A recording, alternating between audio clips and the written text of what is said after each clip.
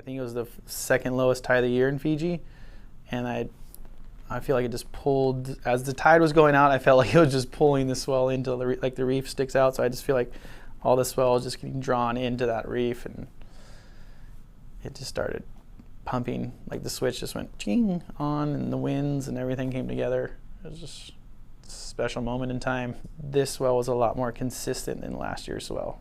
There was a lot more waves, a lot more opportunities for guys to get huge, big ones, and even bigger ones that you couldn't even catch. To where the swell before, I mean, last year there was only a couple, 2 or 3 or 4 maybe. Where this swell there was just unlimited.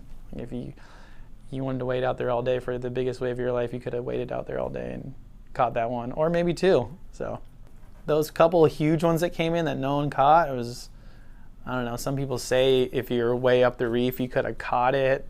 I don't know. It would have been great to tow into or step off on your regular board.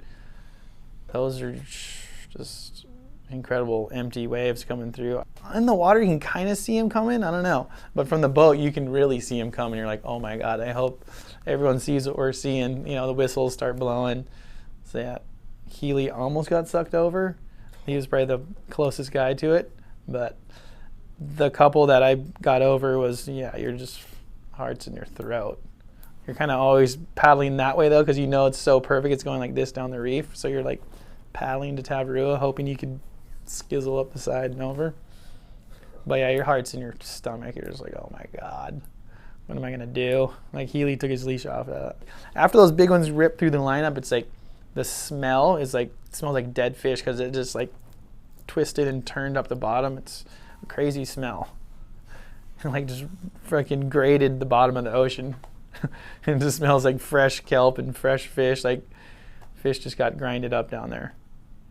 It felt like it was getting later in the day, and the wind just got better and better and better. And when the conditions were like that, it's just like, psh, that's what you're there for. That's what you pay that plane ticket, the boat, the hotel, credit card. That's when it all pays off. Everyone kind of was paddling deep, and I was looking the other way, like down the reef. I'm like, oh my gosh, this thing is like stretching to Tavarua, and that I like that look. That's similar to the look that I last year had that I got, and I knew I could catch it. Healy was right there. He's like, you're gonna get so fucking barreled right now, fuck you. And I got it, and I got to the bottom. I was going like 100 miles an hour, and as I pulled up in it, I'm like, oh my God, I'm too deep. Ooh, oh no, I'm not too deep. And I just enjoyed the ride after that. There's a half of a millisecond. I was like, damn it, I'm a little too deep in here. But then Tavarua, I don't know, that wave lets you ride so deep in it. Even when it's 2 feet, you can be so far back there and make it. And when it's what it was, you could be so far back there and still make it. Like, it doesn't change. It just stays the same. It's hard to describe, because a lot of places, that changes when it gets bigger. It doesn't really change. I think that's why it's really, really special.